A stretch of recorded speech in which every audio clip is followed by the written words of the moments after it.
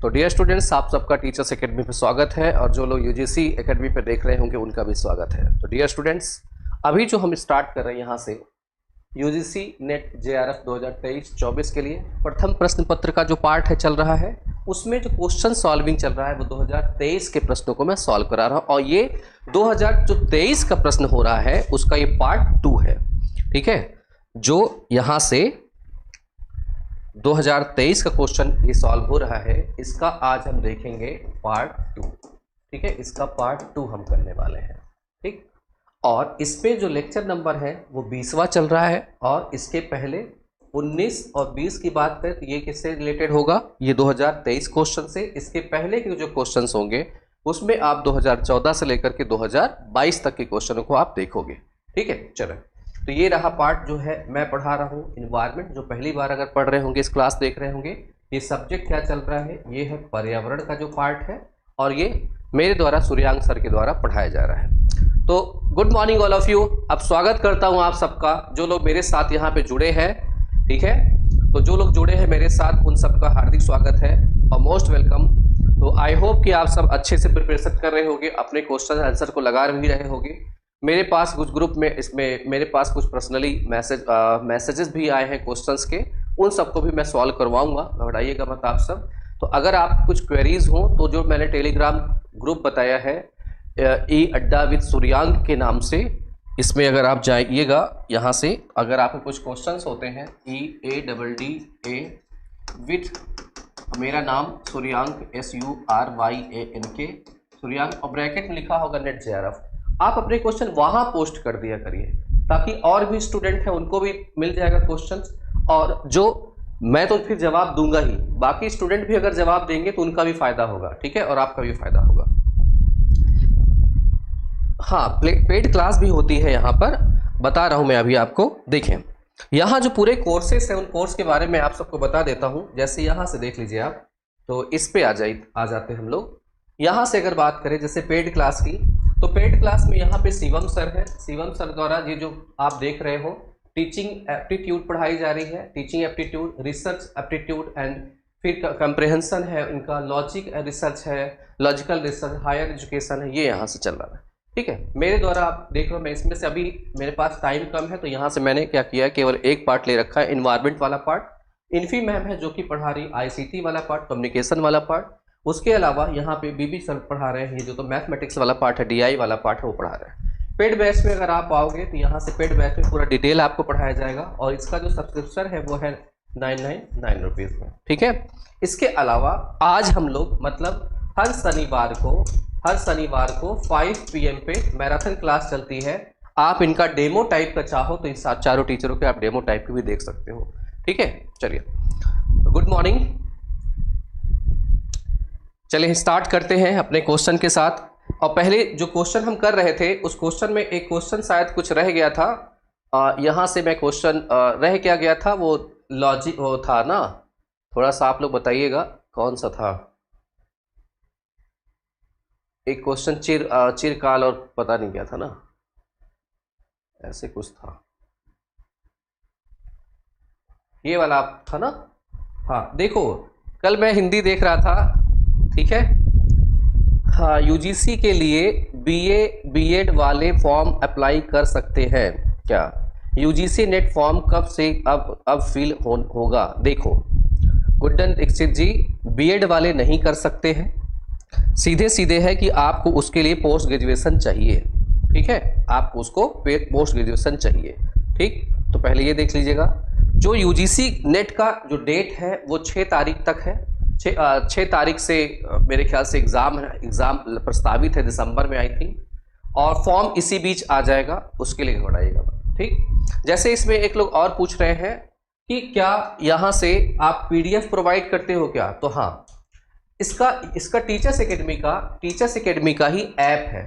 ठीक है, teachers academy का ऐप्स है, इसको आप डाउनलोड कर लीजिए। डाउनलोड करके इसके जो नेट वाला सेक्शन है, यूजीसी नेट वाला सेक्शन है, उसमें आप चले जाइएगा। इसमें जब आप जाओगे, इसमें 10 टेस्ट आपको फ्री मिलेगा। यहाँ से 10 टेस्ट आपको फ्री है। और जब कोर्स आप परचेज कर लोगे, यहाँ से जो ये पूरा कोर्स होगा अपना, इस कोर्स की जो पीडीएफ है वो आपको मिलेगी, ठीक है, पीडीएफ मिलेगी, ठीक है, पीडीएफ मिलनी है, वो हम देंगे।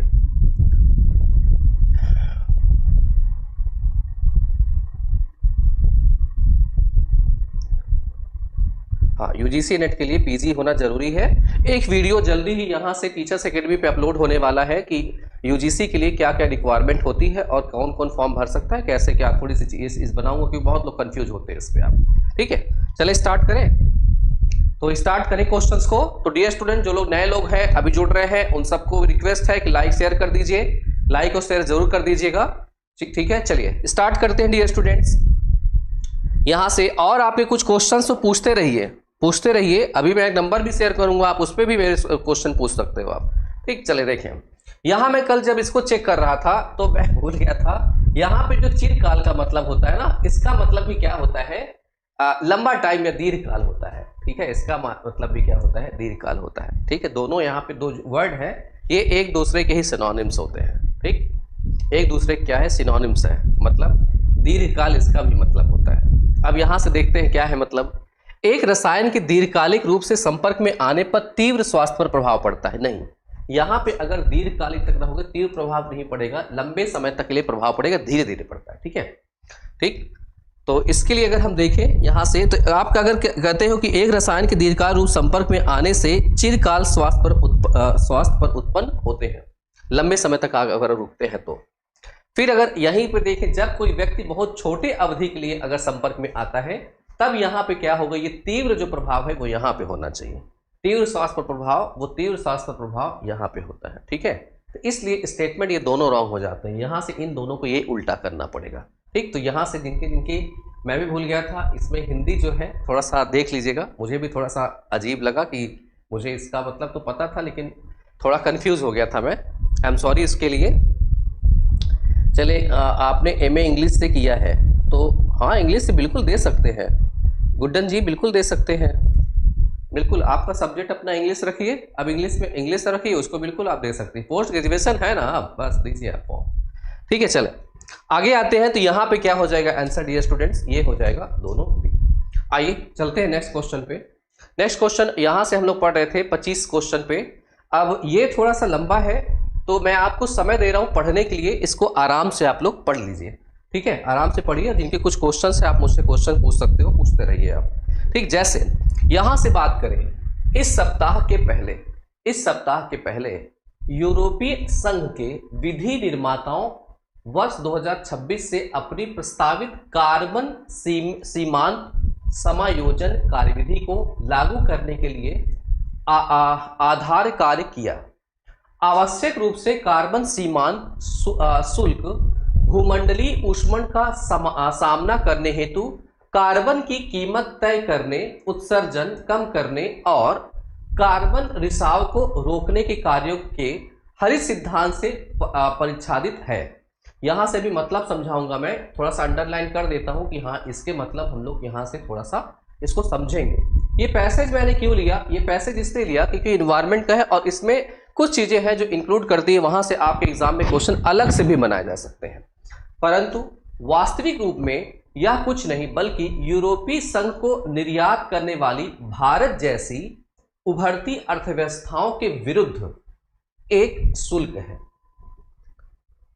यह सही है कि यूरोपीय संघ ने इस दशक में ग्रीन हाउस गैस के विकास के दरवाजे बंद करना चाहता है।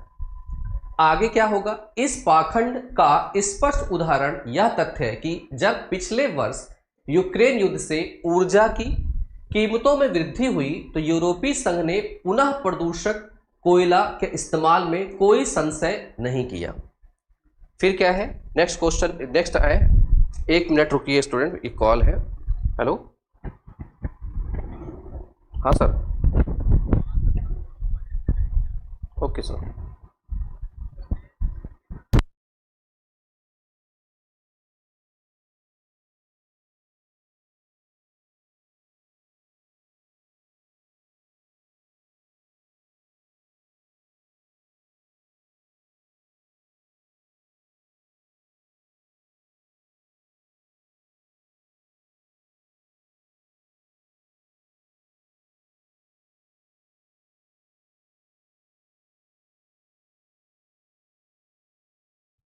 चलिए देखिए, एक इंपॉर्टेंट कॉल थी इसलिए मैंने रिसीव किया।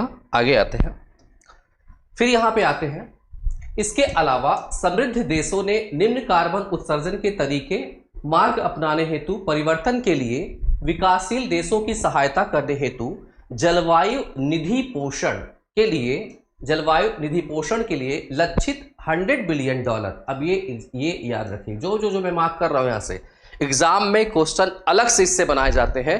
एकदम कॉपी किताब लेकर रखिएगा, अपनी जो भी हो कॉपी, या फिर इसकी स्क्रीनशॉट ले लीजिएगा। जो मैं बताऊं उसको जाके अलग से नोट कर लीजिएगा जरूर से, क्योंकि इस पर्टिकुलर पेज से और जो आगे पेज है वहां से अलग से क्वेश्चन आपके एग्जाम के लिए बन सकता है। ठीक है, चलिए अब यहां से $100 बिलियन जुटाने के लिए कुछ नहीं किया है। अतः भारत द्वारा यूरोपीय संघ का कार्बन शुल्क पर आपत्ति करना सही है। ठीक है, सही कदम है।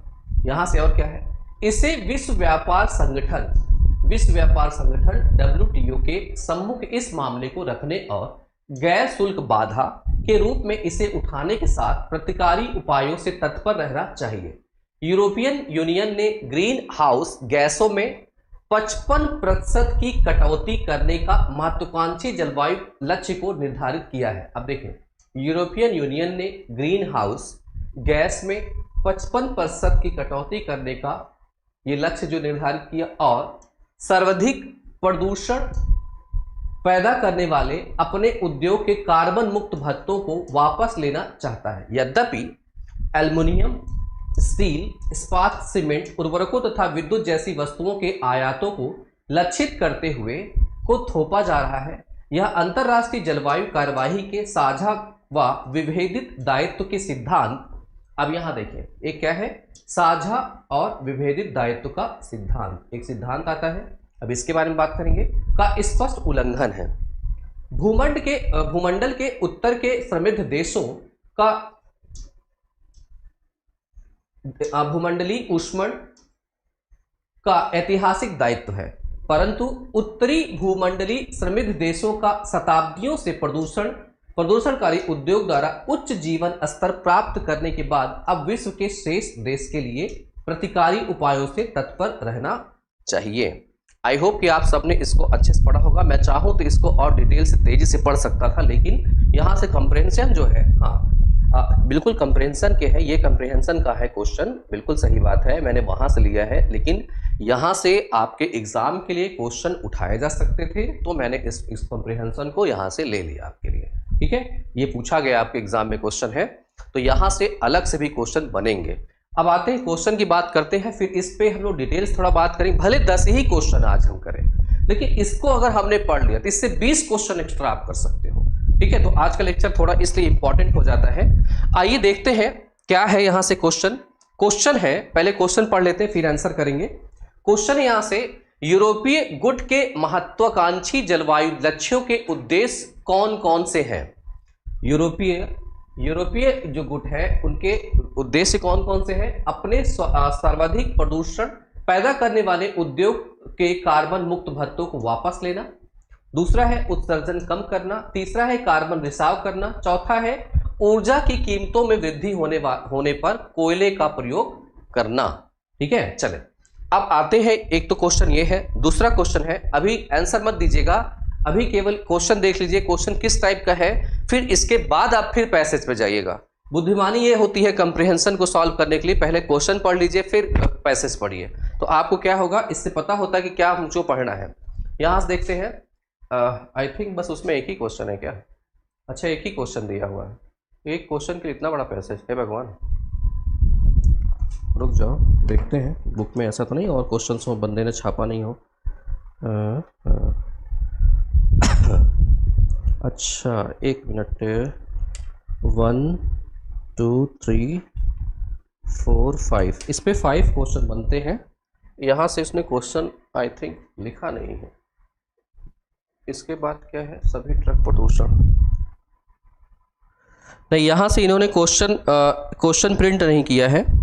ठीक है, यहाँ से क्वेश्चन प्रिंट नहीं किया इन्होंने। मैं अभी आपसे क्वेश्चन पूछूंगा, इसमें क्वेश्चन ज़्यादा है, इसमें क्वेश्चन आपसे नहीं पूछा गया है, मैं इसमें क्वेश्चन अभी इस पे आपको पूछ लूँगा आपसे। ठीक है, उन्होंने क्वेश्चन टाइप नहीं किया है। ठीक है, चले आइए देखते हैं क्या है। ठीक है, देखिए इसमें जो पहले वाले में अगर देखें तो आंसर ए बी सी है। जो अभी आपने आंसर देखा है, एक क्वेश्चन देखा है, इसका आंसर क्या है? A B C. यहां से आंसर क्या है इसका? ए बी सी है। ठीक, ये है। अब क्या है, क्यों है, आइए बात करते हैं, पता चलेगा अभी। तो यहाँ से जो इतना डी वाला है ये कोयले का उपयोग नहीं करेगा, बाकी सबका इस्तेमाल यहाँ से है। आइए देखते हैं क्या है। बात करते हैं यहाँ से इसकी। जब हम बात करते हैं इस सप्ताह के पहले यूरोपीय संघ के विधि निर्माताओं और वर्ष 2026 से अपने प्रस्तावित कार्बनिक सीमांत समायोजन कार्यविधि, कार्बन सीमांत समायोजन विधि क्या होती है ये समझिए ध्यान से। ये क्वेश्चन आपसे पूछा जाता है। यहां से अगर बात करें तो पहली बात यूरोपियन यूनियन, अब है क्या यूरोपियन यूनियन, ध्यान से सुनिएगा मुझे। जब अगर हम बात करते हैं यहां से पृथ्वी की, और पृथ्वी की बात करें तो ये है 0 डिग्री, और 0 डिग्री के पास अगर हम आए तो यहीं से आपको मिलेगा भारत देश, और भारत देश से आप इधर साइड चले जाओगे, भारत देश से इधर चले जाएंगे तो ये है आपको अफ्रीका वाला पार्ट, अफ्रीके वाले पार्ट से आप इधर साइड बढ़ोगे, फिर यहाँ पे आपको क्या मिलेगा, ये होगा यूरोप, यही है यूरोप वाला पार्ट। यहाँ से अगर आए तो ये पूरा क्या है, यूरोप वाला पार्ट। ये कंट्रियां जो आपस में मिली हुई हैं इन्हीं को क्या बोलते हैं, यूरोपियन यूनियन बोलते हैं। पेड बैच लिया है सर, और कौन सी प्रैक्टिस सेट ले? ये प्रैक्टिस सेट आप उसकी ले सकते हो, जैसे प्रैक्टिस सेट प्रीवियस ईयर के क्वेश्चन सभी लीजिए, अभी प्रीवियस ईयर क्वेश्चन लीजिएगा, प्रैक्टिस मत लीजिएगा। तो चाहे यूथ के लिए ये ले लीजिए, अब ठीक ठाक है, सस्ती भी है, ठीक है, यूथ के लिए ले सकते हैं आप लोग। ठीक, यहां से है, ये यूरोपियन यूनियन है। अब यूरोपियन यूनियन ही क्यों ले रहा है, तो यूरोपियन यूनियन अगर आप सबको याद हो तो यहां से इंडिया और अफ्रीका, इन लोगों ने क्या किया, अफ्रीका पे इंडिया को अपना गुलाम बनाया, और गुलाम बनाया तो यहाँ के जो संसाधन है इनका क्या किया, इन लोगों ने धड़ल्ले से इस्तेमाल किया, उपयोग किया। इसी से लगा हुआ आपको मिलेगा अमेरिका, जिसको हम क्या कहते हैं, यूएसए। तो यूएसए में बसने वाले जो गोरे हैं वो कौन है, वो सब भी कहाँ के हैं, यही ब्रिटेन के और यूरोप के ही यहाँ पे अवेलेबल है। तो उन लोगों ने क्या किया, वहां अधिकार करके, और यहाँ के रेड इंडियंस को जंगल में ही रह गए, लेकिन इन्होंने अपना विकास करना स्टार्ट किया, विकास करके जो यहाँ के संसाधन है उनका यूटिलाइजेशन स्टार्ट किया। और आप सबको अच्छी तरह से अगर याद हो, ठीक है, इसमें से जो क्वेश्चन बन सकते हैं वो अब एक्सप्लेन कर दिया, हाँ कर तो रहा हूं, ठीक है जयश्री वर्मा जी। तो यहां से क्या है, यहां भी संसाधनों का इस्तेमाल किया, यहां भी संसाधनों का इस्तेमाल किया। अब आपको याद हो तो यूरोप में यहां से आती है क्या, औद्योगिक क्रांति। अब ध्यान से पढ़िएगा, और क्या आती है, औद्योगिक क्रांति आती है। अब औद्योगिक क्रांति की अगर हम बात करें, औद्योगिक क्रांति, तो औद्योगिक क्रांति क्या था, औद्योगिक क्रांति में उद्योगों का विकास, और उद्योग के विकास के लिए क्या चाहिए, वहां पर संसाधन चाहिए। जैसे उद्योग चलाने के लिए ऊर्जा चाहिए, ऊर्जा के लिए क्या चाहिए, कोयला, पेट्रोलियम, ये चाहिए, तो कोयला मेन संसाधन था। और क्या चाहिए, लकड़ी हो सकती है। तो ये आप सब याद रखिएगा, इस क्षेत्र में, विषुवत रेखीय क्षेत्र में गर्मी बहुत अधिक पड़ती है, और जैसे जैसे आप ध्रुवों की तरफ जाएंगे वहां पे ठंड बढ़ती है। और एक चीज और याद रखिएगा, जहां गर्मी ज्यादा होती है वहां के जो पेड़ होते हैं, जो पेड़ पौधे होते हैं, उनके जो तने होते हैं वो कड़े होते हैं, बहुत कठोर होते हैं। लेकिन जैसे जैसे हम क्या करें, इधर जाएंगे तो यहाँ के तने क्या है, यहाँ के पेड़ पौधे क्या है, उनकी लकड़ियां मुलायम होती है। लकड़ी अगर मुलायम होगी तो लकड़ियों को पीट पाट के उसकी लुगदी बनाना आसान होगा, सड़ाना गलाना क्या होगा, आसान होगा। सड़ाना गलाना आसान होगा तो इसका मतलब पेपर वहां पे और अच्छे से बनाए जा सकते हैं। तो यहाँ पेपर बनाया जा सकता है। तो कागज उद्योग सबसे पहले कहाँ आएगा, तो कागज उद्योग सबसे पहले यूरोप में आएगा। और कागज उद्योग आया तो अखबारों का विकास सबसे पहले कहाँ होगा, तो अखबारों का विकास भी यूरोप में होगा। ठीक है, ये याद रखिएगा। औद्योगिक क्रांति आ गई, कब आई, 18वीं शताब्दी में। अगर हम देखें तो अब 18वीं शताब्दी में इन लोगों ने क्या किया, औद्योगिकरण स्टार्ट किया। इन लोगों ने जलाना स्टार्ट किया, कोयला स्टार्ट किया, यहाँ से जलाना लकड़ी, ठीक है लकड़ी। तो इससे क्या होगा भाई, इससे तो कई तरह के पोल्यूशन होंगे। एक तो क्या होगा, नदियों में पानी जाएगा, जल प्रदूषण, और क्या होगा, वायु प्रदूषण। ठीक है, ये सब प्रदूषण तो होंगे ही होंगे। उसके अलावा सस्ते मजदूर चाहिए होंगे, तो भारत देश और अफ्रीका देश ये यहाँ से पकड़ पकड़ के लोग ले जाएंगे। तो वहां पे इसका मतलब है कि जो लोग होंगे उनकी दैनिक स्थिति भी क्या खराब होगी। अब क्या है, अमेरिका भी कर रहा है, यहाँ पे कर रहा है। 18वीं शताब्दी में प्रदूषण फैला जा रहा है। अब इसके प्रभाव 200 साल बाद दिखने शुरू हो जाते हैं। ठीक है, 150 साल 200 साल बाद सुनने हो जाते हैं। और इसी में स्टार्ट हो जाती है ग्लोबल वार्मिंग क्या स्टार्ट होती है, ग्लोबल वार्मिंग स्टार्ट होगी। अब ग्लोबल वार्मिंग स्टार्ट होगी तो सबसे अधिक जो ग्लोबल वार्मिंग होगी, तो ग्लोबल वार्मिंग पूरी पृथ्वी पे हो रहा है, तो वो तो इसमें बारे में नहीं सोचेगी कि तुम भारत क्यों, कहाँ क्यों, ये नहीं। अब सब जगह इसका प्रभाव दिखेगा। तो सबसे ज्यादा घबराएगा कौन, घबराएगा यही जो डेवलप कंट्रियां हैं, ठीक है, डेवलप कंट्रियां। अब क्या है, जब ये यहां से शोषण कर ली, किसका, संसाधनों का उपयोग कर ली, अब इसके बाद देश आजाद होता है इंडिया, इसके बाद चाइना भी अपने आप को डेवलप करता है, इसके अलावा अलग अलग जो देश हैं वो भी अपने आप को डेवलप करते हैं। डेवलप करने के बाद अब इनके खुद के संसाधन हैं, हमारे पास खुद का कोयला, खुद की लकड़ी, खुद के उपले, बाकी सब है, और ग्रामीण व्यवस्था है। तो हमने क्या किया, यहां से अपने यहाँ के संसाधनों को जलाना स्टार्ट किया। अब एक तो इन लोगों ने ग्रीन हाउस गैस निकाला, अब हम क्या कर रहे हैं, भारत देश भी ग्रीन हाउस गैसेस क्या कर रहा है, इमिट कर रहा है, चाइना भी ग्रीन हाउस गैसेस इमिट कर रहा है। तो अब क्या है, जो ग्रीन हाउस गैसें अब और ज्यादा इमिट होने लगी, तो इसकी वजह से जो ग्लोबल वार्मिंग है और बढ़ गया, क्योंकि विकासशील देश क्या होना चाहते हैं, विकसित होना चाहते हैं। एक तो ये जो गरीब देश है, गरीब देश है, वो गरीब देश भी क्या करें, उनके पास कोयला तो होगा नहीं, पेट्रोलियम तो उतनी ज्यादा मात्रा में नहीं, तो क्या होंगे, वनों पे डिपेंड होंगे। तो वनों की लकड़ी काट के क्या करेंगे, अपना यूटिलाइजेशन यहां से करना स्टार्ट करेंगे। तो ये भी क्या करेंगे, धुआं धूल यहां से भी निकलेगा। तो कुल मिलाकर के अब इनकी, अब क्या है, जो डेवलप्ड हो चुके हैं अब इन पर दबाव डालते हैं कि भैया आप लोग क्या करिए, इस तरह की जो कोयला है और पेट्रोलियम उनको मत जलाइए, आप स्वच्छ ऊर्जा, रिन्यूएबल एनर्जी जलाइए। तो भारत इन सबसे कहता है कि पहले तो आप कर चुके हैं, अपना डेवलपमेंट कर चुके हैं ऊर्जा संसाधनों का उपयोग करके, तो हम क्यों ना करें। ठीक है, अब आइए यहां से जो पैसेज पढ़ते हैं इसकी थीम यहीं से लेंगे। अब पैसेज पढ़ेंगे तब आपको समझ में आएगा। अब यहां से देखते हैं, यहां से ध्यान दीजिएगा कि इस सप्ताह से पहले यूरोपीय विधि निर्माता 2026, अब ये डेट याद रखिएगा, 2026 से अपने प्रस्तावित कार्बन सीमांत समायोजन कार्यविधि, कार्बन सीमांत समायोजन विधि का मतलब क्या हुआ कि जैसे जितना कार्बन डाइऑक्साइड ये बाहर एमिट करेंगे उतना कार्बन डाइऑक्साइड को अवशोषित करवाएंगे, या जितना बराबर के निकालेंगे उतनी बराबर की नई ऊर्जा, जो नवीकरणीय ऊर्जा होगी, उससे इसको क्या करेंगे, बैलेंस करेंगे, सीमांतित करेंगे। लेकिन कब तक है ये, 2026 तक के, यूरोपियन यूनियन के लिए, भारत देश के लिए नहीं है ये, किसके लिए, यूरोपियन यूनियन के लिए।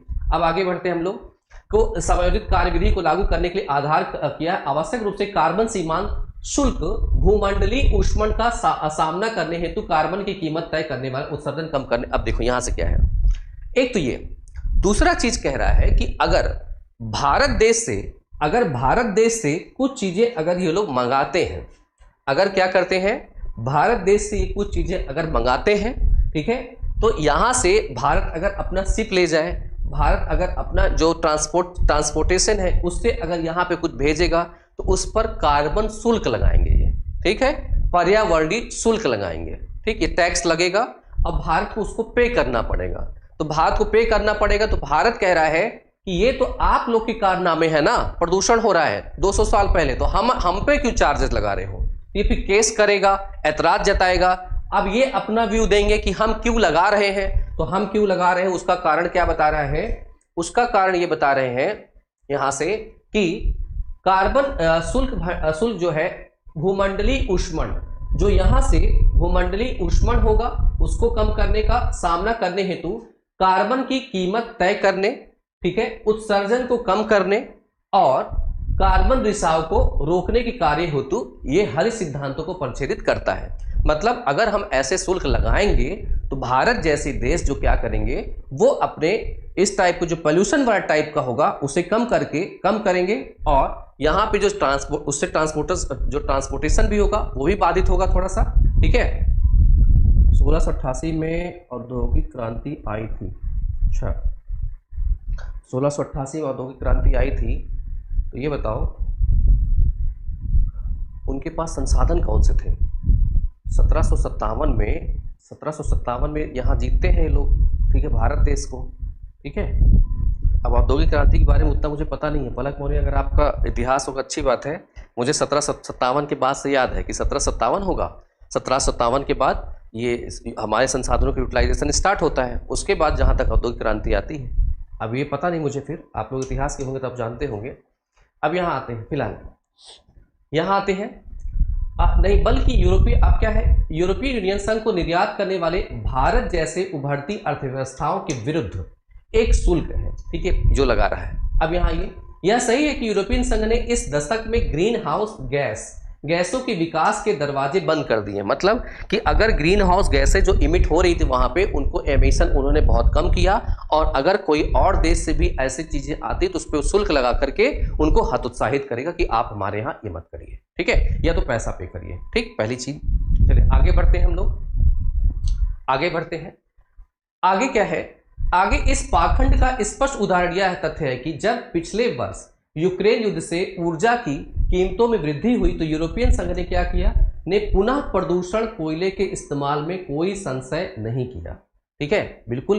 क्यों ऐसा ये कह रहा है कि ये जो दिख रहा है कि ग्रीन हाउस गैस के एमिशन को ये रोकना चाह रहे हैं, लेकिन यूरोपियन यूनियन के पास यूक्रेन युद्ध हो रहा था तब भी इन लोगों ने कोयला नहीं जलाया, कि कोयला जलाकर, क्योंकि ऊर्जा के इनके संसाधन कम थे, पेट्रोलियम ये सब बाधित थे, लेकिन तब भी इन लोगों ने नहीं जलाया, और अलग एनर्जी के जो स्रोत थे उनसे उन्होंने क्या किया, उससे कार्य चलाया है। ठीक है, प्रदूषण कोयले के इस्तेमाल में कोई संशय नहीं किया। अब क्या है, इसके अलावा समृद्ध जो देशों ने निम्न कार्बन उत्सर्जन के तरीके मार्ग अपनाने हेतु परिवर्तन के लिए विकासशील देशों की सहायता करने हेतु जलवायु निधि पोषण के लिए लक्षित 1000 बिलियन डॉलर जुटाने के लिए कुछ नहीं किया। अगर आपको याद है, ग्लासगो सम्मेलन 2022 होता है, और यहाँ पे भारत भी ऐतराज जताता है कि जो विकासशील देश हैं और यूरोपियन यूनियन है और अमेरिका है और बाकी जो अदर देश हैं, वो क्या कर रहे हैं, वो जो गरीब देश है और जो विकासशील देश है, और इसमें जो सदस्य शामिल हैं, ठीक है, UNFCCC का जो है UNFCCC, उसकी जो बैठक होती है उसकी बात कर रहे हैं, उसके सदस्य हैं, इनको तकनीकी, इनको पैसा आप प्रोवाइड करिए ताकि तभी ये अपना क्या कर सके, विकास कर सके। और उसके लिए पैसा कितना देना था, 100 बिलियन। कई साल से चल रहा था, लेकिन 2022 में क्या हुआ, ये लागू हो पाया था 100 बिलियन का। ठीक है, चलिए क्या हुआ, क्या हो गया, क्यों गए काम से? आप लोग ये बताइए, गुड़िया शुक्ला जी, क्यों काम से चले जाएंगे? बाकी लोगों ने तो पेपर निकाला होगा ना पढ़ के, आप लोग घबराते क्यों हैं? जब आप शुरुआत में दौड़ना स्टार्ट करते हैं, शुरुआत में दौड़ना बस पैर नहीं दर्द करता, शुरुआत में पैर दर्द करता है, फिर 2 किलोमीटर 3 किलोमीटर 4 किलोमीटर दौड़ना शुरू करते हैं। ये जो मैं सॉल्व कर रहा हूँ, दूसरा कोई तो सॉल्व करके ज़्यादा बना होगा ना उससे। ठीक है, घबराते क्यों हैं आप लोग? मैं तो इतने आराम समझा रहा हूँ कि यहाँ से क्वेश्चन उठ जाएंगे, यहाँ से क्वेश्चन उठ जाएंगे। ठीक है, अब आपसे क्वेश्चन पूछता है कि यहाँ पे यूरोपियन यूनियन, यहाँ पे जो पैसा प्रस्तावित है वो कितना था, इससे भी क्वेश्चन आपके एग्जाम में आ चुका है। ठीक है, एक आता है कि यहाँ से अर्थव्यवस्थाओं के विरुद्ध, यहाँ से एक था ग्रीन हाउस गैसेस के बारे में हम लोग पढ़ ही चुके हैं। कहाँ गया, शायद अगले पेज पे है। ठीक है, चलो आगे पेज पे आते हैं। अगला पेज है, यहाँ से इस पे आते हैं। इसे विश्व व्यापार संगठन WTO के सम्मुख इससे मामले को रखना है। अब WTO क्यों, वर्ल्ड ट्रेड ऑर्गेनाइजेशन क्यों? क्योंकि हम अगर यहाँ से अपनी शिप से चीजें भेज रहे हैं तो उस पर शुल्क लग रहा है, पैसा हमें ज्यादा लगेगा, ट्रांसपोर्टेशन चार्जेस लगेंगे हमारे ज्यादा, तो वहां से WTO देखेगा। WTO से हम बात करेंगे कि वे ये पर्यावरणीय चीजें हमसे मांग रहे हैं जिसके लिए हम रिस्पॉन्सिबल नहीं, यही खुद रिस्पॉन्सिबल है, तो WTO फिर इंटरवीन करेगा इस पे कि आप जो शुल्क ले रहे हैं वो गलत ले रहे हैं। ठीक है, पहली चीज ये सम्मुख इस मामले को रखने और शुल्क बाधा के रूप में इसे उठाने के साथ प्रतिकारी उपायों पर तत्पर रहना चाहिए। यूरोपियन यूनियन ने ग्रीन हाउस गैसों में 55% की कटौती करने का महत्वाकांक्षी जलवायु लक्ष्य को निर्धारित किया है। ये यूरोपियन यूनियन से है, यहां से एग्जाम में शायद आपके क्वेश्चन बन जाए।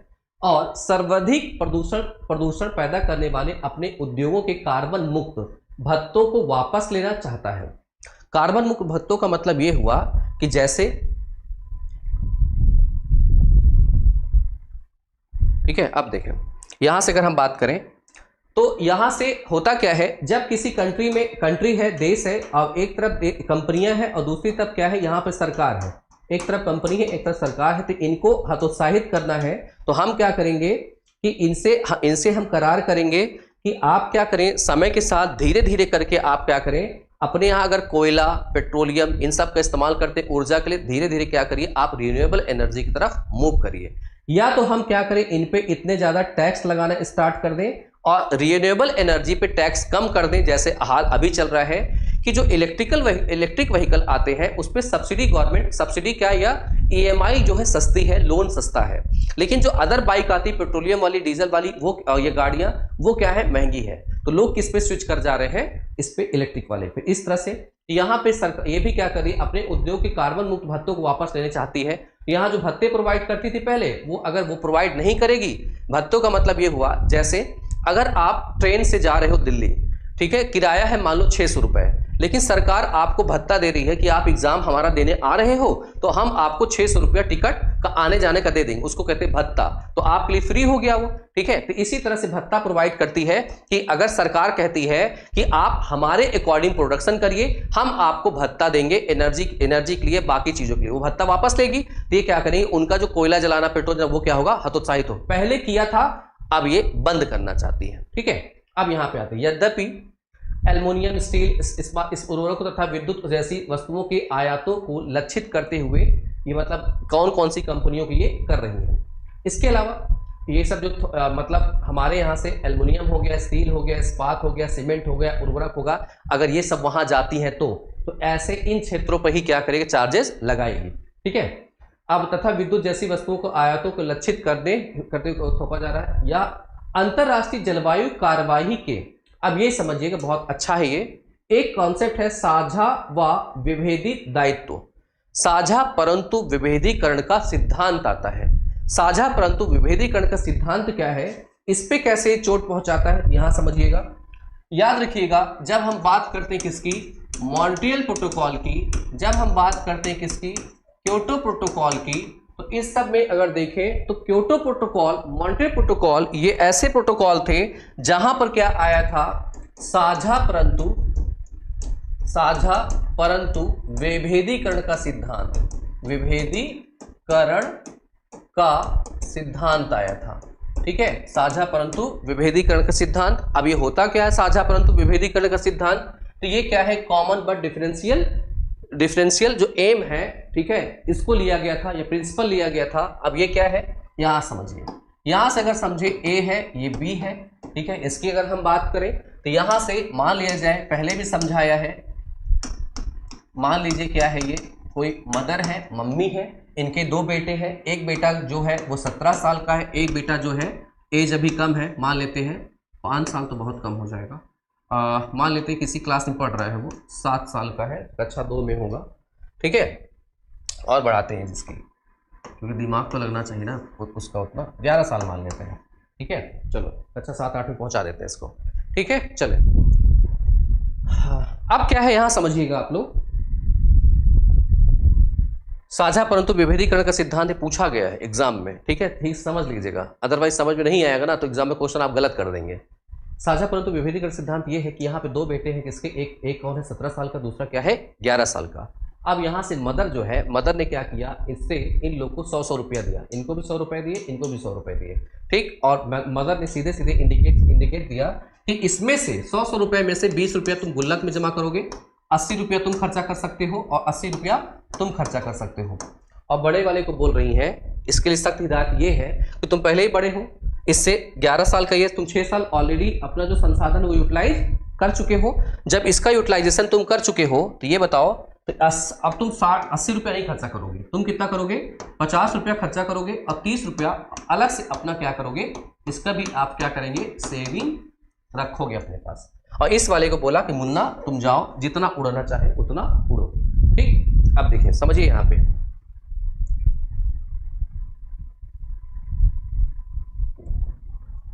अब देखिए आगे समझिए। अब यहां से क्या हुआ, जो बड़ा है खुराफाती होगा, 17 साल का भी है तो खुराफाती है, बाकी चीज में सिगरेट, बीड़ी, दारू, ठीक है, वो सब नहीं पीता है, बाकी चीज में उसने क्या किए, इसे खर्च किए। खर्च करने में इसके पैसे क्या हुए, 50 के बजाय उससे खर्चा कितने हो गए, टोटल पैसा खर्चा हो गया उससे 80 रुपये खर्चा हो गए, ठीक है। अब मदर मंथ के लास्ट में पैसा चेक करेंगी, इसका 50 रुपया खर्चा होना चाहिए, इसका 80 रुपया तक जाना चाहिए। अब समस्या क्या है, बड़े भाई के साथ 50 के बजाय बंदे ने सारा खर्चा कर डाला, अब इसकी हालत खराब है कि अगर मंथ के लास्ट में अगर मम्मी चेक करेंगी तो यहाँ पे पनिशमेंट इनको मिलने वाली है। तो अब इसके पास मात्र एक सोर्स है, कौन? वो है छोटा भाई। छोटा भाई इसका चॉकलेट खा लिया, टॉफी खा लिया, उड़ चढ़ के देख लिया और देखा इसने क्या किया, 40 रुपये खर्चा किए और 40 रुपये खर्चा कर डाले, 40 रुपये इस बेचारे के पास बच गया। ठीक, अब जब 40 रुपये इसके पास बच गया, ठीक है, जब 40 रुपये इसके पास बच गया, अब इसने क्या किया, बड़े भाई ने इसकी तरफ देखा, कहा कि बड़े छोटे भाई तुम्हारे पास 30 रुपये, तुम्हारे पास 40 है, मुझे इसमें से 30 रुपया दे दो। 30 रुपया क्या करेगा, इसको अगर ये दे देगा तो इसका जो बैलेंस है वो दोनों ये माइनस में चला गया था, ये क्या होगा, फिर से पॉजिटिव आ जाएगा। और मदर अगर चेक करेंगी तो इसका 50 रुपया दिखेगा खर्चा। मम्मी को इससे मतलब नहीं कि इस पैसे को इसने क्या किया, इस पैसे को इसने छोटे वाले ने क्या किया, बदले में कह रहा है कि बदले में छोटा भाई पूछ रहा है तुम क्या करोगे, तो बदले में कह रहा है तुम अपना जो भी होमवर्क होगा, बाकी अदर काम होंगे मुझसे करवा लेना। तो छोटा कहता है कि इससे काम नहीं चलेगा, जूते पॉलिश कर देना, कपड़े धो देना, बाकी सब काम कर देना। तो कहता है ठीक है मैं कर दूंगा। ठीक, तो ये भी खुश और ये भी खुश। यहां तक समझ में आया? उधार मांग लेगा, ठीक है। अब यहां समझते हैं, अब अगर देखें यहां से तो पहले बात देखा जाए, मदर ने जब इन दोनों को खर्चे करने की बात करी 80 रुपया और खर्चा करने की बात करी 50 रुपया, तो यहां पे दोनों को खर्चा करने की बात करी कि दोनों जाओ पैसा खर्चा करो, ते हुआ साझा, परंतु विभेदीकरण, इसको 80 रुपया खर्चा करने दे रही, इसको 50 रुपया, विभेदीकरण हुआ ना, ठीक है। तो क्या 80 रुपया और 50 रुपया साझा परंतु विभेदीकरण, आ गया विभेदीकरण। ठीक, तो यही है विभेदीकरण। अब यहां समझते हैं, मदर को मान लेते हैं UNEP मान ले, यूनाइटेड नेशन इन्वायरमेंटल प्रोग्राम, इसकी एक संस्था कौन सी, UNFCCC, ये कहती है कि आप क्या करें, ऐसे देश जो क्या है डेवलप्ड कंट्रियां हैं, जो यूरोपियन यूनियन है और जो अमेरिका जैसे देश है, वो क्या करें, जो कार्बन डाइऑक्साइड का जो एमिशन है, कार्बन डाइऑक्साइड का जो उत्सर्जन है, उसको क्या करें, वो कम रखें। और चाइना और इंडिया जैसी जो देश हैं वो कार्बन डाइऑक्साइड के एमिशन को, उत्सर्जन को अधिक कर सकती हैं। और अधिक करने में अगर वो क्या करें, 40 में से कार्बन डाइऑक्साइड इतना उत्सर्जित कर लें और इतना कार्बन डाइऑक्साइड ये अपने पास बचा लें, तो वो चाहें इस वाले को 40 जो इनके पास बच गया और इन्होंने क्या किया, ज्यादा जो कार्बन डाइऑक्साइड उत्सर्जित कर दिया, तो अब यहां क्या होगा, ये चले गए माइनस में और इनके पास कार्बन डाइऑक्साइड उत्सर्जन करने के लिए अभी भी शेष बचा है। ये क्या करेंगे, इसको बनाएंगे क्रेडिट, मतलब एक बनाएंगे पत्र, ठीक है, जिसको कहते हैं पत्र बनाएंगे, उस पर लिखा होगा कार्बन डाइऑक्साइड इतना बचा है, उस पर साइन करेंगे मोदी जी और उठा करके इसको बेच देंगे। ठीक है, ये इसका हो जाएगा बैलेंस। बदले में क्या देगा इनको, पैसा, या देगा तकनीकी, मान लिया जाए 1000 सोलर पैनल इन्होंने भारत देश को बेच दिया, इसको बोलते हैं कार्बन बाजार। तो ये जो बचा वो कहलाता है कार्बन क्रेडिट, और ये जो हमने बेचा लिया दिया कार्बन को, ये कहलाता है कार्बन मार्केट कहलाता है, इसको हम बेचेंगे। ठीक है, ये कार्बन बाजार कहलाता है। ये समझ में आ गया होगा, ये समझ में आया। तो ये कब लाया गया था, ये आया था क्योटो प्रोटोकॉल में, साझा परंतु विभेदीकरण का सिद्धांत आया था, इन दोनों के लिए लागू होता है। और क्योटो प्रोटोकॉल में आया था कार्बन बाजार के लिए, ठीक है, कार्बन मार्केट के लिए आया था। ठीक है, लेकिन 2021 से ये भी कॉन्सेप्ट इसको बंद किया गया। क्यों? अगर यहाँ पे छोटा भाई अपने बड़े भाई को ये बेचता रहेगा और बड़ा भाई इसको खरीदता रहेगा, तो ये बड़ा भाई निठल्ला हो जाएगा और खर्चे करेगा, और छोटा भाई भी क्या होगा, काम चोरी करेगा, और छोटे इसको पैसा देता रहेगा, दोनों का काम क्या चलता रहेगा, तो फिर गरीब देशों को क्या होगा। ठीक है, तो इसलिए क्या हुआ, ये बंद कर दिया गया। यहां तक समझ में आ गया सबको? प्लीज आइए आगे देखते हैं हम लोग, नेक्स्ट पार्ट पे चलते हैं। यहां से साझा परंतु विभेदीकरण सिद्धांत आ गया होगा। भूमंडल के उत्तर के समृद्ध देश, अब उत्तर के समृद्ध देश ये समझ में आ रहे होंगे, हम इनकी बात कर रहे हैं। भूमंडल के उत्तर के जो समृद्ध देश हैं, ये और ये समृद्ध देश, ठीक है, उत्तर के समृद्ध देशों के भूमंडलीय ऊष्मन का ऐतिहासिक दायित्व है। अब ये ऐतिहासिक दायित्व आपको समझ में आ रहा होगा। परंतु उत्तरी भूमंडलीय समृद्ध देशों को शताब्दियों से प्रदूषणकारी उद्योगों द्वारा उच्च जीवन स्तर प्राप्त करने के बाद अब विश्व के शेष देशों के लिए प्रतिकारी उपायों से तत्पर रहना चाहिए। मतलब कि भाई उन लोगों ने किया, लेकिन अब जो देश अब विकसित विकास अपना कर रहे हैं, जैसे भारत देश कहता है 1947 तक हम बनेंगे, तो आप उनसे सीख करके उनकी तकनीकी ले करके अब अपना जब विकास करिए, तो उन्होंने जो गलतियां की आप मत करिए, ये कहना चाहता है। ठीक है, इसीलिए जब आप देखोगे अब आप लोग की जिम्मेदारी बनती है कि G20 का थोड़ा सा चीजें पढ़ लीजिएगा। इसमें तीन थीम रहा है, पहला थीम, दूसरा थीम, तीसरा। तो आप लोग बताइएगा कि पहला थीम क्या था, तो इससे क्या होगा, वहां से भी क्वेश्चन आपके एग्जाम में बनेगा, करंट का क्वेश्चन बन सकता है। ठीक है, अब आइए यहां से जब हम बात करें, ये इसमें क्वेश्चन जो आपसे पूछा वो क्वेश्चन यही था, अपने स्वधिक प्रदूषण पैदा करने वाले उद्योगों के क्या करें, कार्बन मुक्त भत्तों को वापस ले रहा है, बिल्कुल सही बात। उत्सर्जन कम करने की बात करें, बिल्कुल सही बात। कार्बन रिसाव कम करने की बात कर रहे हैं, बिल्कुल सही बात। ऊर्जा की कीमतों को वृद्धि होने पर कोयले का प्रयोग इसने तब भी नहीं किया था जब यूक्रेन का युद्ध हुआ था। ठीक है, इसलिए डी वाला क्या हो जाएगा, गलत हो जाएगा। बताइए यहां तक समझ में आ गया आप सबको? आपको सबको समझ में आ गया? आगे बढ़ूं?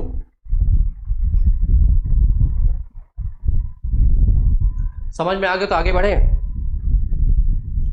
एक क्वेश्चन और है आपसे, क्वेश्चन एक और है, क्वेश्चन ये है, क्वेश्चन पूछा है, ध्यान दीजिएगा। क्वेश्चन पूछा है, यूरोपीय संघ का कार्बन सीमांत शुल्क कब लागू होगा? 2030 या अभी निश्चित नहीं है, या 2100 तक, या 2026 तक? इसका जवाब आप लोग लिख के भेजिए। इसका जवाब आप लोग लिख कर भेजिए।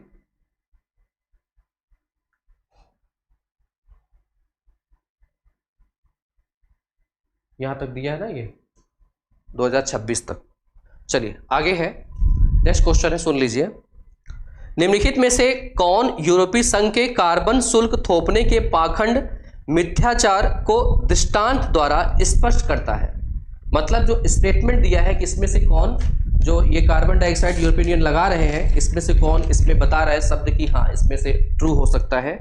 अब ये क्या है, कोई बहुत बड़ा है, इसमें कूट भी दिया है, अभी मैं आपको बोलूँगा आप समझ नहीं पाओगे, तो मैं क्या करूँगा, क्वेश्चन आपको अलग से पोस्ट कर दूंगा या ग्रुप में डाल दूंगा, आप लोग ग्रुप में देख लेना। ठीक है, ग्रुप में डाल दूंगा, फोटो खींच के आप लोग देख लीजिएगा।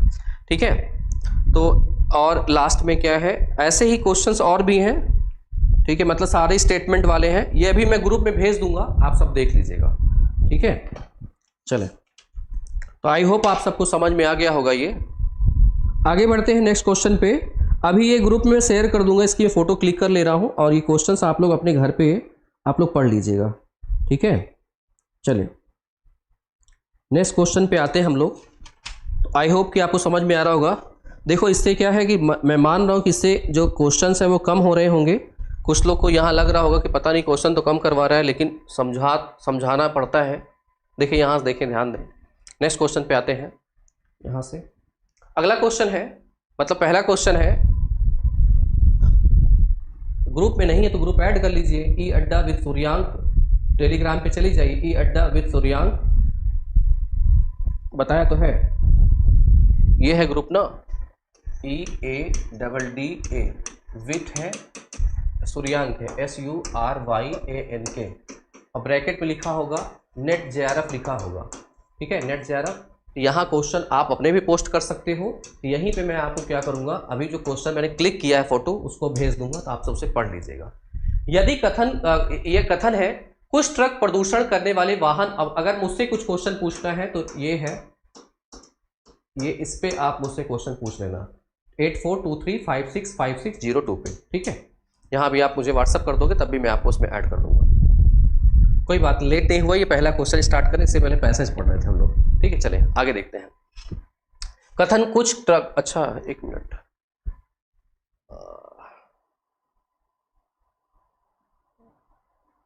अच्छा ये लॉजिक है। निम्नलिखित में से किन कथनों को गलत होने का तुरंत अनुमान लगाया जा सकता है? आप लोग कर लेना, लॉजिक का है तो। ठीक है, मैं सॉल्व तो करवा दूँ, मुझे कोई दिक्कत नहीं है।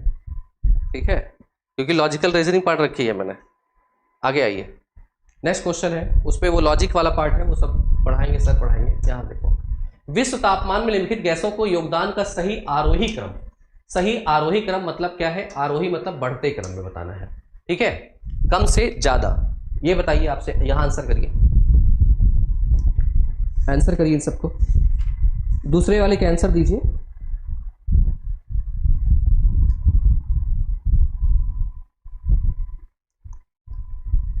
दूसरे वाले का आंसर दे दीजिए आप लोग। हाँ लॉजिक है तो लॉजिक, कोई घबराना नहीं है, कोई बात नहीं, इन्वायरमेंट में लॉजिक आ गया, ठीक है। आइए बताइए इसको, जल्दी से बताइए आप सब, दूसरे वाले का आंसर दीजिए, पढ़ाया हुआ है, गलत नहीं होना चाहिए।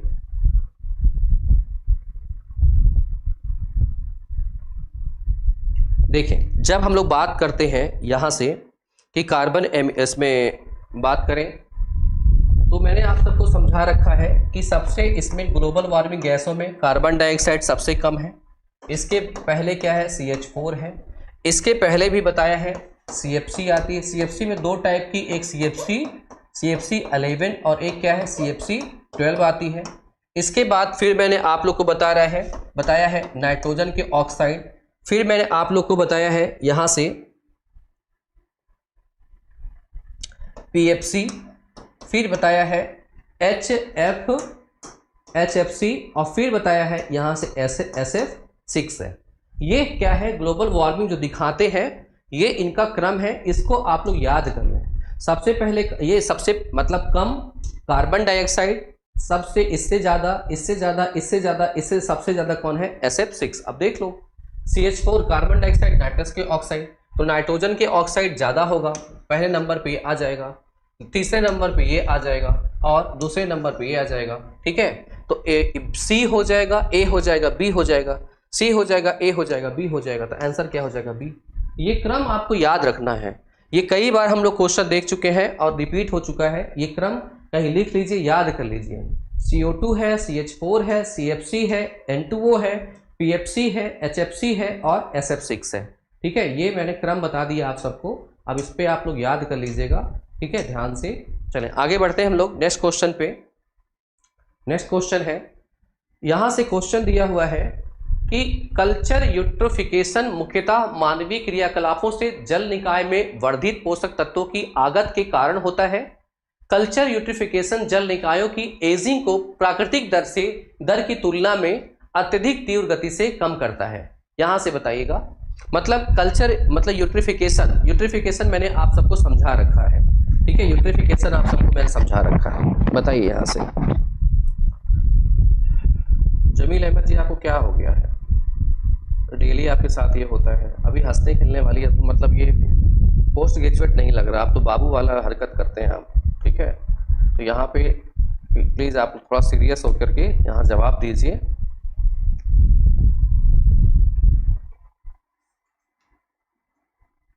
और इस एग्ज़ाम के लिए थोड़े बड़े हो जाइए।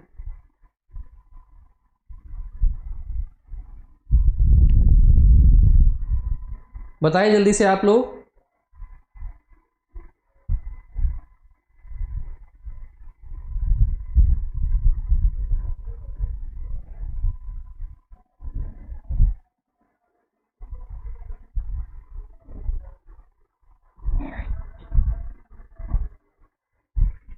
चलिए आइए देखते हैं। तो यहाँ से आंसर क्या हो जाएगा, यहाँ ध्यान दीजिएगा। स्टेटमेंट पहला अपना क्या हो जाता है, सही, और दूसरा स्टेटमेंट क्या हो जाता है, गलत। यहाँ से बात करें, जो यूट्रिफिकेशन मुख्यतः मानवीय क्रियाकलापों से जल निकायों के वर्धित पोषक तत्वों के आगत के कारण होता है, बिल्कुल सही बात है। यूट्रिफिकेशन जल निकायों की एजिंग को प्राकृतिक दर की तुलना में अत्यधिक तीव्र गति से कम करता है। यहाँ कम नहीं करता है, ये क्या करता है, अधिक करता है, ठीक है। ये क्या करेगा, अधिक करता है, ठीक, कम नहीं करता, अधिक करता है, ठीक। तो ये होगा आंसर। फिर आते हैं दूसरा, इस पे नेक्स्ट क्वेश्चन है, प्रकाश वोल्टी सारणी। प्रकाश वोल्टी जो सेल होते हैं, प्रकाश वोल्टी जो सेल है, ये क्या है, एक एकल सौर सेल है, एक एकल सौर मंडली मॉड्यूल है, एक एकल सौर पैनल है, इस सौर पैनलों का संयोजन है। अच्छा, प्रकाश वोल्टी सारणी, ये इंग्लिश वर्ड भी इसका होगा, सही है, सारणी है, ठीक है। इसका बताइए, एरे बोलता है, वही कह रहा हूँ ना, यहाँ से ये एरे होगा, ये ARRAY एरे है, ठीक।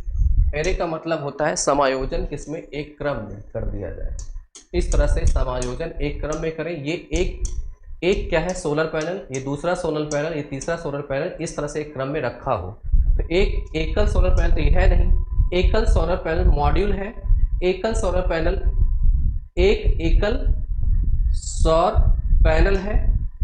सोलर सेल जो हुआ एक छोटा सा बहुत पार्ट होगा, छोटा सा पार्ट होगा, पैनल मतलब ये बड़ा, ठीक है। इसमें बताइए आप सब यहां से आंसर करिए। तो हम क्या करते हैं, यहां देखें, सौर पैनलों का एक क्या होता है, ये संयोजन होता है, ठीक है, सौर पैनल का संयोजन। मॉड्यूल क्या होता है कि हमने क्या किया, इस पूरे इसको लेकर के यहाँ पे एक सोलर पैनल, दूसरा सोलर पैनल, तीसरा सोलर पैनल, इसको हमने ये एक मॉड्यूल बन जाता है, ठीक है।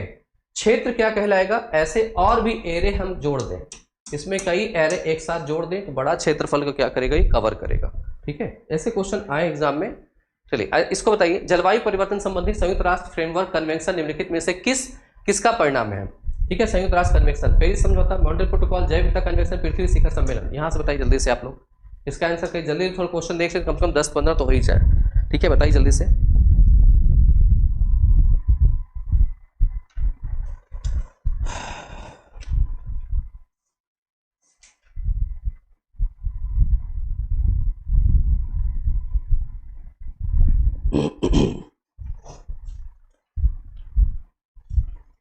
बताइए भाई। यहाँ मैंने आपको सबको समझाया है कि 1992 में जब आप गए थे तो इसका नाम क्या था, पृथ्वी सम्मेलन। क्या नाम था इसका, पृथ्वी सम्मेलन। इसी को हमने क्या कहा था, रियो सम्मेलन, ठीक है, रियो समिट कहा था। इसी में यहीं पे आया था एजेंडा 21 आया था, ये आया था ना। अब यहाँ से देखें 1921 तो CBD आई थी, यहाँ पे क्या आया था, UNFCCC आया था। फिर यहीं पे देखें तो UNCCD आई थी, आप सबको याद होगा। तो संयुक्त राष्ट्र फ्रेमवर्क कन्वेंशन निम्नलिखित में से किसका परिणाम है, जलवायु परिवर्तन संबंधी राष्ट्रीय, ये पूरा मतलब क्या कह रहा है, UNFCCC, ये इसका फुल फॉर्म है, जलवायु परिवर्तन संबंधी संयुक्त राष्ट्र फ्रेमवर्क कन्वेंशन, ये इसका फुल फॉर्म है हिंदी में, ठीक है, United nation framework convention on climate change, ठीक है, ये है। तो पेरिस मॉन्ट्रियल जलवायु पृथ्वी शिखर सम्मेलन ये होगा। पेरिस समझौता कब हुआ था, 2015 में। मॉन्ट्रियल प्रोटोकॉल कब आया था, 1987 में।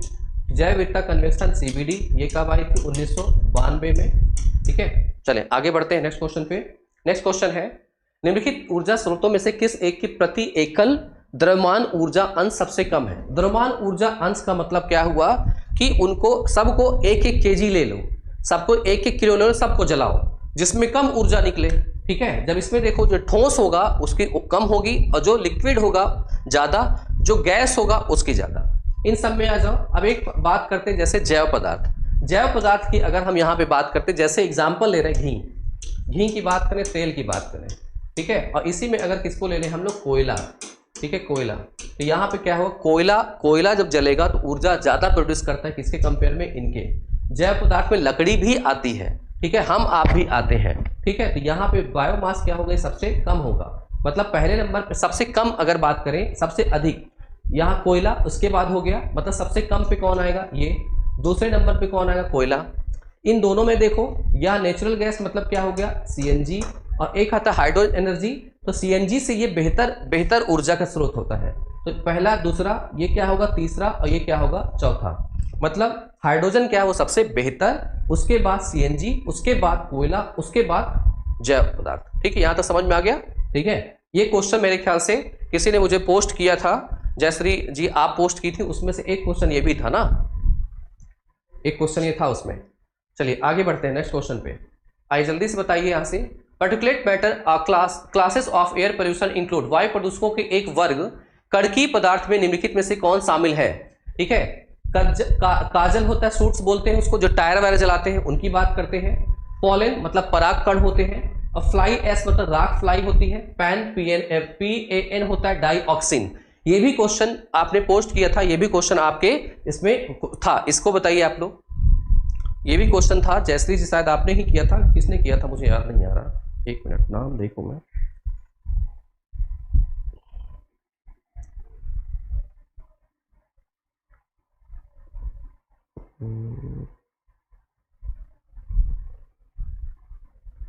चंद्रिका पाल थी, अच्छा चंद्रिका पाल जी आपका था शायद, चंद्रिका पाल जी आपने इसमें क्वेश्चन मुझे दिया था, ठीक है, तो ये क्वेश्चंस भी इसमें है, आ रहे हैं। ठीक है चंद्रिका पाल जी, चलिए यहाँ से बताइए आप सब।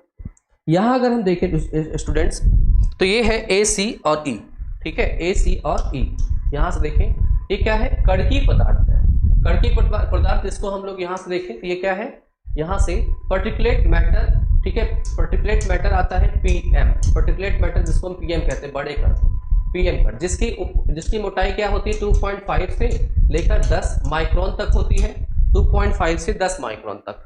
ठीक है, तो इसमें क्या आता है, यहाँ से जो सूक्ष्मकाजल होते हैं उनकी बात करें, और एक जो परागकण होते हैं, परागकण का मतलब क्या है, फूल पौधे होते हैं, फूल होते हैं, उसमें अगर उनको फूल को छुए तो हाथ पे चिकना चिकना सा लग जाता है, पराग लग जाते हैं। ठीक है, उनकी अगर हम बात करें, ये पराग, ये इसमें इनके कण इतने बड़े होते हैं।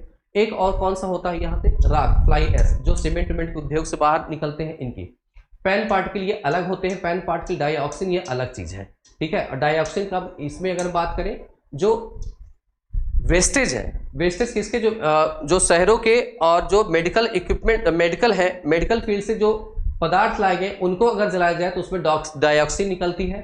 पैन जो होते हैं केमिकल्स होते हैं। ठीक है, केमिकल्स, जब इनको हम बर्न करते हैं तो ये क्या, ये टॉक्सिक या जहरीले होते हैं, जो कि हमारे शरीर पे क्या करते हैं, ये नुकसान पहुंचाते हैं। ठीक है, आगे पढ़ते हैं हम लोग इसमें आगे। फिर आगे है क्वेश्चन कौन सा है, अच्छा इंग्लिश में दोनों कर रखा है इसने, क्या है, नीचे दो कथन दिए गए, एक अभिकथन है और दूसरा उसका कारण है। ठीक है, यहां से देखते हैं, क्योंकि पास खड़े रहो तो इतना बड़ा दिखता भी नहीं है। कुछ सतत कार्बनिक प्रदूषकों पीओपी का फैलाव अत्यधिक व्यापक हो गया है और उसे उष्णकटिबंधीय क्षेत्रों से ध्रुवीय क्षेत्र तक में पाए जाते हैं। ठीक है, किसका, कुछ कार्बनिक प्रदूषण जो है पीओपी का फैलाव अधिक हो गया, जो कि क्या है, यहां से इस क्षेत्र से ऊपर तक पाए जाते हैं। डी ऑप्शन यहां है, देख लीजिएगा। फिर आर है, वे बहुधा खाद्य जालों में एकत्र होते हैं और दीर्घजीवी सर्वोच्च परभक्षियों में इनका अत्यधिक संकेंद्रण होता है। मतलब वे क्या करते हैं, जो खाद्य जाल होता है उसमें प्रवेश कर जाते हैं और एक जीव से दूसरे जीव, दूसरे जीव से तीसरे जीव, तीसरे जीव से चौथे जीव में पहुंचते हैं। ठीक है, इसको बताना है कि क्या ये सही है।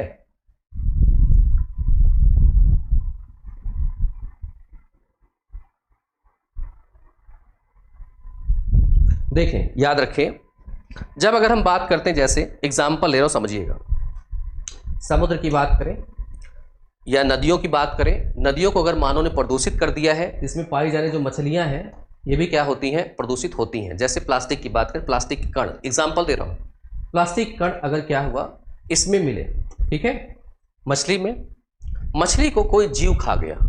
ठीक है, मछली को जो समुद्री जीव होगा, छोटी मछली होगा, उसने प्लास्टिक उसने खाई, उसको खा गई बड़ी मछली को पकड़ करके मान लिया बाज खा गया, बाज को कोई और खा गया। ठीक है, या मछली को मानव खा गया, तो ये प्लास्टिक कण मानव में भी पहुंच जाएंगे, या टॉक्सिक मटेरियल मानव में भी पहुंच जाएंगे। तो होता क्या है, अगर हम जैव विविधता की बात करें तो इस तरह से यहाँ पे अगर इन वाले मैटर्स में भी अगर टॉक्सिक मटेरियल अवेलेबल, प्रदूषित कण अवेलेबल है, तो ये ऊपर की तरफ जो खाद्य जाल है ऊपर की तरफ ये पहुंचेगा। ठीक है, तो अब इसके जब हम संकेंद्रण की बात करें तो यहाँ से 0 डिग्री से इधर जाएं तो ऑब्वियस है ये पूरे क्षेत्र में फैला हुआ है प्रदूषण का पार्ट। ठीक, तो इनमें जो जीव है वो भी उसमें भी अवेलेबल है। तो इससे एक तो स्टेटमेंट, पहला स्टेटमेंट कह रहा है, दूसरा स्टेटमेंट ये कह रहा है कि क्या ऐसा होता है, क्या ऐसा होता है, तो बिल्कुल सही बात है। ठीक है, बिल्कुल ये भी ट्रू है, और वो दूसरा वाला पहला ए और आर दोनों क्या है, सत्य है। ठीक है, तो ए और आर दोनों क्या हो जाएंगे, सत्य हो जाएंगे। ठीक, आगे बढ़ते हैं। नेक्स्ट क्वेश्चन है, यहां से नेक्स्ट क्वेश्चन पे आए तो क्या है ये, वे कौन से परिणाम हो सकते हैं वैश्विक जलवायु परिवर्तन के निम्नलिखित में से वो कौन से परिणाम हो सकते हैं।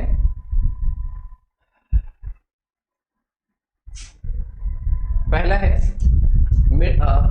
मृदा आर्द्रता मात्रा में परिवर्तन, दूसरा है एल नीनो में परिवर्तन, सी है अधिक बाढ़, डी है अधिक सूखा, ई है समुद्री परिचालन या सर्कुलेशन में परिवर्तन। इसका बताइए आप सब, ध्यान से पढ़ के दीजिएगा, थोड़ा मैं जल्दी पढ़ा रहा हूँ। ठीक है, हाँ दोनों सही होगा, यहाँ मैं थोड़ा जल्दी पढ़ा रहा हूँ क्योंकि क्लास लगी हुई है दूसरे टीचर की और क्वेश्चन कम हो पाए। 10 तक कर लेते हैं, फिर उसके बाद कल करेंगे। ठीक है,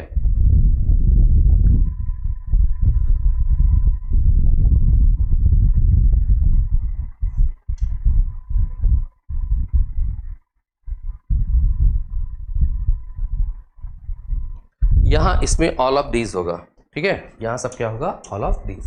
जब अगर याद रखिएगा, जब क्लाइमेट चेंज होता है, ग्लोबल क्लाइमेट चेंज, वैश्विक जलवायु परिवर्तन होगा, तो इसमें मृदा आर्द्रता मात्रा में परिवर्तन, यहाँ क्या होगा, जैसे भूमि है तो भूमि के नीचे जो नम्रता पाई जाती है, अगर यहाँ पे क्या होगा, सनलाइट मतलब गर्मी ज़्यादा पड़ेगी, ये क्या होगा, इसके जो जल है वो वाष्पित हो जाएंगे, तो ये क्या होगा, आर्द्र भूमि भी क्या हो जाएगी, वो सूख जाएगी।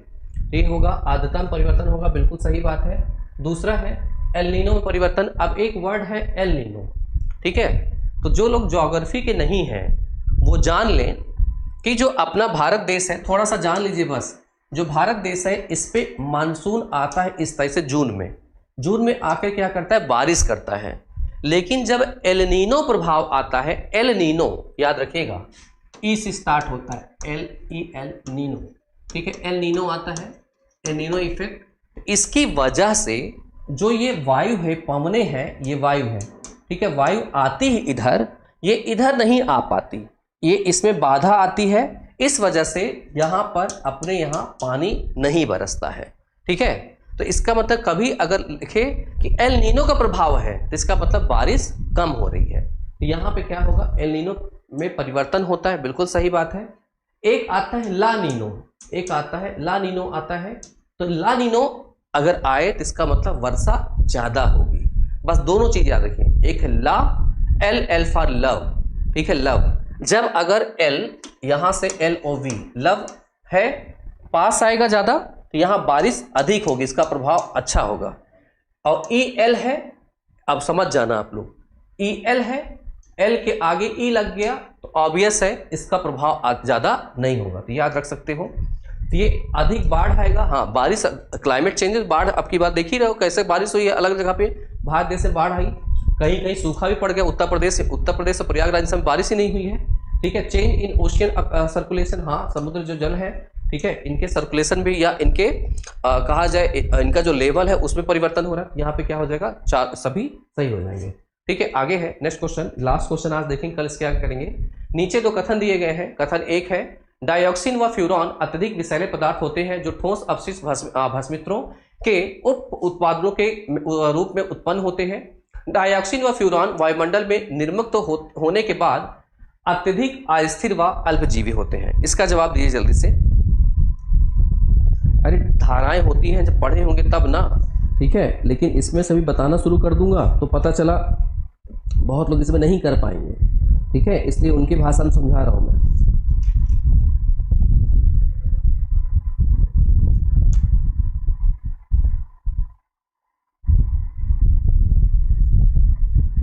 हाँ क्या है, देखो कविता जी, ये एल नीनो और ये सब चीज़ें हैं, ये आपको गूगल कर लीजिएगा, यूट्यूब पे सर्च कर लीजिएगा, ठीक है। यहाँ सारी चीज़ बताने लगूंगा तो ज्योग्राफी में घुस जाऊंगा फिर।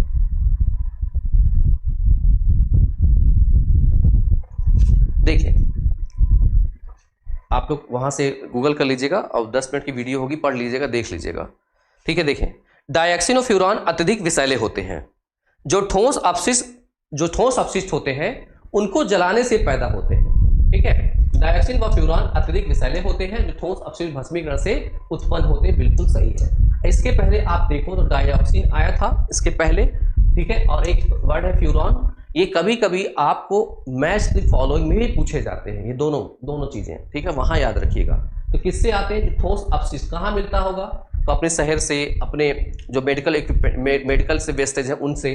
फिर आते हैं डाइऑक्सिन फ्यूरॉन वायुमंडल में निर्मुक्त होने के बाद अत्यधिक अस्थिर व अल्पजीवी होते हैं। नहीं, ये लंबे समय तक क्या होते हैं, लंबे समय तक, दीर्घ अवधि तक ये क्या होते हैं, वायुमंडल में बने रहते हैं, अपना प्रभाव दिखाते हैं, ठीक है। तो ये याद रखिएगा, क्या है, ये अल्पजीवी और अस्थिर नहीं होते हैं, ये लंबे समय तक क्या होते हैं, बने रहते हैं, ठीक है। तो ये स्टेटमेंट क्या हो जाएगा, रॉन्ग हो जाएगा। पहला वाला क्या है, सत्य है, दूसरा वाला क्या है, असत्य है, ठीक है। बस इतना ही रखते हैं आज हम लोग, ठीक है। तो जिनको कुछ भी क्वेरीज हो, मैंने बता ही दिया है, कुछ क्वेरीज होती है तो आप मुझको मैसेज कर लीजिएगा। अभी मैंने बताई ही था कि 84235656 पे, और इसमें किसी ग्रुप अगर ज्वाइन करना है तो EADDA विथ बता ही चुका मैं, सूर्यांक करके है, SURYN के, इस पे आप चले जाना, नेट JRF करके है टेलीग्राम पे।